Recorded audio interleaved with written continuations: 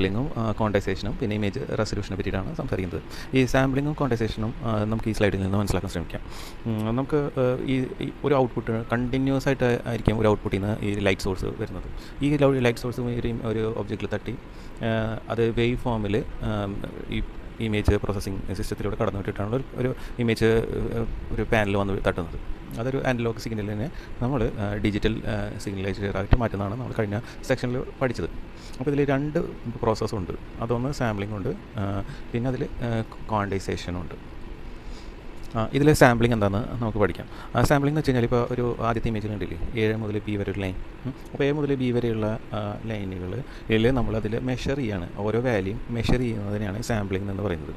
അപ്പോൾ അതിൽ A തൊട്ട് B വരെ ഒരു കോർഡിനേറ്റ് ഉണ്ടാവുമല്ലോ, ആ കോർഡിനേറ്റിൽ മെഷർ ചെയ്യുന്നതിനാണ് സാമ്പിളിംഗ് എന്ന് പറയുന്നത്.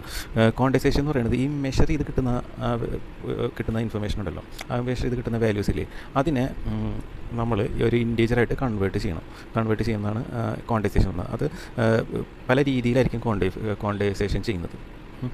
ഇപ്പോൾ അതിൽ ഗ്രേ സ്കെയിൽ നമുക്കറിയാലോ 255 ഗ്രേ സ്കെയിൽ വാല്യൂസ് വരെ ഉണ്ട്. പക്ഷേ ഇപ്പോൾ ഇവിടെ നമ്മൾ എന്ത് ചെയ്യുന്നത് 8 ഗ്രേ സ്കെയിലാണ് ചെയ്തിട്ടുള്ളൂ.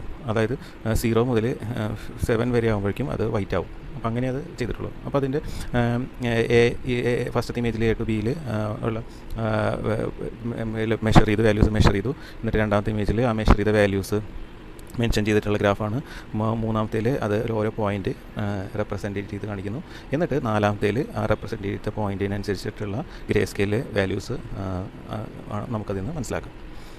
കുറച്ചും കൂടി ക്ലിയർ ആയിട്ട് പറഞ്ഞു കഴിഞ്ഞാൽ ഈ ലെഫ്റ്റ് സൈഡിൽ കാണുന്നതാണ് ഇമേജ് സാമ്പിളിങ്. അത് റൈറ്റ് സൈഡിൽ ക്വാണ്ടൈസേഷൻ ആക്കിയിട്ട് മാറ്റിയിട്ടുള്ള ഡിജിറ്റൽ ഇമേജ് ആക്കിയിട്ടുണ്ട്. അപ്പോൾ ലെഫ്റ്റ് സൈഡിൽ അനലോഗാണ്, റൈറ്റ് സൈഡിൽ ഡിജിറ്റൽ ഇമേജ് ആയിട്ട് കൺവേർട്ട് ചെയ്തിട്ടുണ്ട്. ഈ സാമ്പിളിംഗ് ആണ് ഒരു ഇമേജിൻ്റെ റെസൊല്യൂഷനെ നിർണ്ണയിക്കുന്നത്. ഈ സാമ്പിളിംഗ് ഒരു റെസൊല്യൂഷനെ നിർണ്ണയിക്കുന്നത് എന്താണെന്ന് പറയാൻ കഴിഞ്ഞു കഴിഞ്ഞാൽ നമ്മളിപ്പോൾ ഈ മെഷർ ചെയ്യുമ്പോഴാണ് നമുക്കതിലെ ഏറ്റവും സ്ക്രീനബിൾ സ്മോളസ്റ്റ് ഡിസ്ക്രീനബിൾ ഡീറ്റെയിൽസ് നമുക്ക് കിട്ടുന്നത്.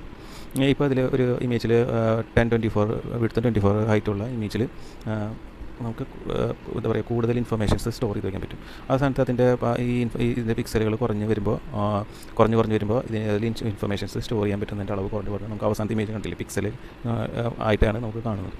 അപ്പോൾ ഇതിൻ്റെ ഈ സാമ്പിളിങ്ങിൻ്റെ അളവ് കുറയും തോറും ഇതിൻ്റെ പിക്സൽ ക്ലാരിറ്റി കുറഞ്ഞു വരുന്നത് നമുക്ക് ഇതിൽ കാണാൻ പറ്റും. കഴിഞ്ഞ സ്ലൈഡിൽ നമ്മൾ സ്പാറ്റിക്കൽ റെസൊല്യൂഷൻ എന്താണെന്ന് പഠിച്ചു. അപ്പോൾ സാമ്പിളിംഗ് ആണ് സ്പാറ്റിക്കൽ റെസൊല്യൂഷനെ ഡിറ്റർമിൻ ചെയ്യുന്നത്. ഇനി നമ്മളിപ്പോൾ ഈ സ്ലൈഡിൽ പഠിക്കുന്നത് ഇൻറ്റൻസിറ്റി അല്ലെങ്കിൽ ഗ്രേ ലെവൽ റെസൊല്യൂഷനാണ് പറയുന്നത്. അപ്പോൾ ഗ്രേ ലെവൽ റെസൊല്യൂഷനിൽ നമ്മൾ 256 ലെവൽസ് ഉണ്ട്. അത് ഈ 8 ബിറ്റ് ഇൻറ്റൻസിറ്റിയിൽ 8 ബിറ്റിലായിരിക്കും ഉള്ളത്. അപ്പോൾ അതിൻ്റെ ഈ 8 ബിറ്റിലുള്ള 256 ലെവൽസ് ഉണ്ടാവും ഈ ഗ്രേ ലെവൽ റെസൊല്യൂഷനിൽ. അത് ഓരോന്നിലും 8 ബിറ്റ് ആയിരിക്കും. അപ്പോൾ 8 ബിറ്റ് ഇമേജസ് ആണ് ആദ്യത്തെ ഇമേജ്. അത് കഴിഞ്ഞിട്ട് നമ്മൾ 7 ബിറ്റ് ആയിട്ടുമ്പോൾ കുറച്ചുകൂടി വ്യത്യാസം കണ്ടില്ലേ, ഇൻഫർമേഷൻസ് കുറച്ച് വരുന്നു. 6 ബിറ്റ് 5 ബിറ്റ് 4 3 2 1 എന്നുള്ള രീതിയിലാകും. കണ്ടില്ലേ, 1 ബിറ്റ് ആകുമ്പോൾ ഈ ഗ്രേ വാല്യൂ ബ്ലാക്കും വൈറ്റും മാത്രമേ ഉള്ളൂ. അപ്പോൾ ഈ ഗ്രേ ലെവൽ റെസൊല്യൂഷൻസ് കുറഞ്ഞു വരുന്നത് നമുക്കിപ്പോൾ ഇതിൽ കാണാൻ പറ്റും. ഇതിൽ ഗ്രേ ലെവൽ ഗ്രേ ലെവൽ ബിറ്റുകൾ കുറഞ്ഞു വരുമ്പോൾ നമുക്ക് ഇമേജസിൽ ഒരു ചെറിയ ലെയേഴ്സായിട്ട് വിസിബിളായിട്ട് വരും. അതിനാണ് പറയുന്നത് ഫാൾസ് കണ്ടൂഷൻ. അപ്പോൾ ഇതിൽ നമ്മൾ പഠിച്ച ഇമേജ് സാമ്പിളിങ്ങും ക്വാണ്ടൈസേഷനും പഠിച്ചു. പിന്നെ different type of image resolutions പഠിച്ചു. 2 തരം റെസൊല്യൂഷനാണ്. സ്പാറ്റിയൽ റെസൊല്യൂഷൻസും ആണ് പറയുന്നത്. അത് സാമ്പിളിങ്ങുമായിട്ട് ഡിപ്പെൻഡാണ് സ്പാറ്റിയൽ റെസൊല്യൂഷൻ എന്ന് പറയുന്നത്. ഗ്രേ ലെവൽ റെസൊല്യൂഷൻ നമുക്ക് ഈ ബിറ്റ് ലെവലാണ്. ബിറ്റിൻ്റെ എണ്ണം കുറയുന്നതനുസരിച്ച് മാറുന്നതാണ് ഗ്രേ ലെവൽ റെസൊല്യൂഷൻ എന്ന് പറയുന്നത്.